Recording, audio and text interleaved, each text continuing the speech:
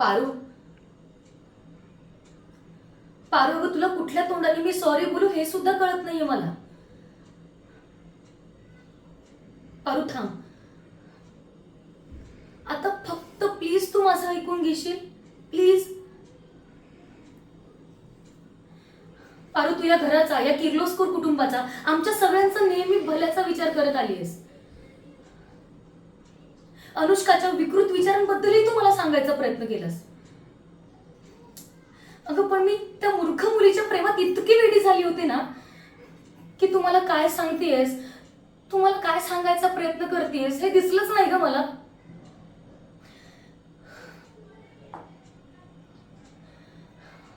पारू, मी तुझ्यावर अविश्वास दाखवला,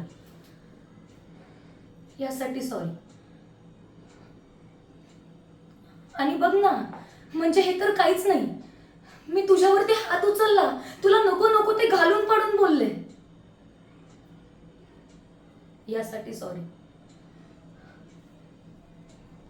आणि या सर्व गोष्टींमध्ये एक महत्वाची गोष्ट विसरली. अगं, तू माझं आणि प्रीतम सरांचं लग्न व्हावं या सगळ्या गोष्टीसाठी किती खटाटोप केला, किती कष्ट घेतले. आणि मी काय केलं? तुझ्यावर फक्त आणि फक्त अविश्वास दाखवला. अरे हे बघ, प्लीज मला माफ कर.